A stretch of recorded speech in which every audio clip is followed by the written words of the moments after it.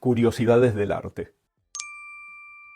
La Gioconda de Leonardo da Vinci es uno de los cuadros más famosos del mundo y de los más visitados en el Museo del Louvre. Pero este pequeño retrato no siempre fue tan popular. De hecho, antes de 1911, la gente que visitaba el museo ni siquiera lo miraba. Pero la mañana del 22 de agosto de 1911 se dieron cuenta de que la Mona Lisa había desaparecido. Y así estuvo durante más de 2 años, hasta diciembre de 1913, cuando se encontró al autor del robo, el artista italiano Vincenzo Perugia. Vincenzo había trabajado en el Louvre y conocía muy bien cómo estaban colgados los cuadros. Así que el lunes 21 de agosto, Perugia descolgó tranquilamente a la Gioconda y salió del Louvre. Nadie se dio cuenta, hasta el día siguiente. La noticia del hurto enseguida se viralizó. Finalmente el cuadro fue encontrado en un pequeño hotel de Firenze, donde Perugia había citado al director de la Galleria degli Uffizi, Alfredo Geni, para venderle la obra. Geni llegó al lugar con la policía y el ladrón fue apresado. Para entonces la Gioconda ya era un mito cuya fama creció hasta el día de hoy. Sylvester Stallone compró hace algunos años una obra del artista plástico Anselm Kiefer, que le costó $1.700.000. Pero ¿qué sucedió? Resulta que Kiefer pinta sus obras con muchos materiales, como pueden ser madera, vidrio, flores, plantas secas. En la obra que había comprado Stallone había una cierta cantidad de paja pegada, o sea, de pasto seco pegado. Cuando se lo empezó a caer esta paja, Stallone llamó enseguida al galerista que se lo había vendido. Y el marchand que le respondió, textuales palabras, le dijo: «Esto es normal que pase, señor Stallone, la obra está evolucionando, significa que está viva». Stallone no lo podía creer, entonces ¿qué hizo? Todos los días, cada vez que se caía la paja al piso, tomaba los pedazos de paja de pasto seco y los pegaba sobre la obra. Al final, para no volverse loco, se deshizo del cuadro, lo vendió. Eso sí, tal vez el cuadro había aumentado su valor, ya que había sido intervenido por el propio Stallone.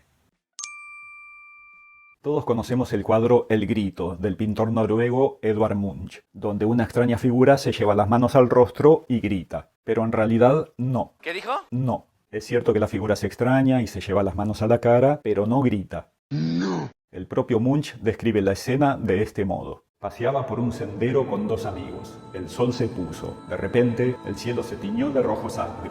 Me detuve y me apoyé en una valla muerto de cansancio. Sangre y lenguas de fuego acechaban sobre el azul oscuro del fiordo y de la ciudad. Mis amigos continuaron y yo me quedé quieto, temblando de ansiedad. Sentí un grito infinito que atravesaba la naturaleza. O sea que el grito que le da nombre al cuadro es el poderoso grito de la naturaleza. Una interpretación muy diferente a la que se ha popularizado. Todos hemos escuchado palabras como cubismo o impresionismo, pero lo que muchos no saben es que hay muchísimos más ismos en lo referido al arte pictórico, como por ejemplo estos: automatismo, cloisonnismo, dadaísmo, divisionismo, elementarismo, expresionismo, eclecticismo, fauvismo, fotorrealismo, futurismo, historicismo, idealismo, ilusionismo, intimismo, japonismo, realismo, clasicismo, constructivismo, cubismo, letrismo, manierismo, minimalismo, modernismo, naturalismo, neoimpresionismo, neoplasticismo, orfismo, puntillismo, postimpresionismo, precisionismo, primitivismo, purismo, rayonismo, romanismo, suprematismo, surrealismo, simbolismo, sincronismo, sintetismo, tachismo, tenebrismo, verismo y vorticismo. La tendencia que se tiene por lo general a teorizar un arte que es puramente visual, el circo del mundillo del arte. En el año 1990, una pareja de Estados Unidos decidió hacer una limpieza general en su casa y deshacerse de un montón de cosas viejas. Entre los objetos que querían poner a la venta, había un oscuro cuadro en el que se veía un jarrón azul y blanco con claveles rojos. La pareja se puso en contacto con un empleado de una casa de subastas y le mostraron la obra. Esperaban al menos sacar unos pocos dólares por el marco. No obstante, el experto, intrigado por la forma en que había sido pintado, envió una diapositiva de gran tamaño al Museo Van Gogh de Ámsterdam. Poco después, el cuadro fue enviado a Holanda para ser examinado y finalmente la pareja recibió un documento oficial en el que se certificaba que el cuadro había sido pintado por Vincent Van Gogh. En marzo de 1991 la obra fue subastada y la pareja recibió casi $1,500,000. ¿Pablo Picasso enfrentó a los nazis? En el año 1937, durante la Guerra Civil Española, Picasso, quien vivía en París, a pedido de la Segunda República, pintó un cuadro que representaba el bombardeo alemán a la ciudad de Guernica, en el norte de España, el 26 de abril de ese mismo año, una masacre que produjo miles de víctimas civiles inocentes. Cuando estaba por terminar la obra, que sería exhibida durante la Exposición Internacional de París de ese año, un escuadrón nazi entró a la fuerza al taller del artista. Al ver el que sería tal vez el cuadro más famoso del mundo, le preguntaron: ¿Usted hizo esto? A lo cual Pablo Picasso respondió: no, lo hicieron ustedes. Un ladrón aprovechó en el año 2002, en la llamada Larga Noche de los Museos en Hamburgo, para robar una escultura del artista plástico suizo Alberto Giacometti. En un momento lo que hizo fue romper la cobertura de plexiglas y reemplazó la escultura de 32 centímetros de alto por una réplica en madera. De hecho, la réplica ni siquiera se parecía mucho al original. Pero aún así, y a pesar de que por el museo pasaron unas 16.000 personas esa noche, nadie se dio cuenta del robo hasta 2 días después, cuando una guardia de seguridad se percató de que la superficie negra de la réplica que habían colocado no correspondía mucho con el original. El ladrón se dio a la fuga en ese momento caminando tranquilamente, y aún hoy se desconoce el paradero tanto de la escultura como del ladrón. ¿Quién es la mujer retratada por Goya por duplicado? Una con vestidos orientales y la otra completamente desnuda. Son las famosas majas, que están actualmente en el Museo del Prado. ¿Acaso era la famosa duquesa de Alba? Esta versión fue la más aceptada por la leyenda popular, pero al momento de pintar los cuadros, la duquesa estaba muy enferma.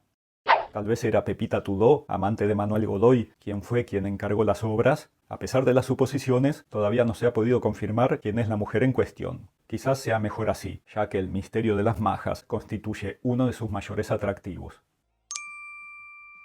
Napoleón Bonaparte encargó al pintor Jacques-Louis David un lienzo que inmortalizara su ascenso al poder. David plasmó el momento en que Napoleón, ya coronado, coloca a su vez la corona a su esposa, la reina Josefina. Entre la multitud que acude a la coronación, podemos ver en un palco destacado a la madre del gran Corso contemplando con admiración a su hijo. Pero lo cierto es que María Letizia Ramolino no había asistido a la ceremonia.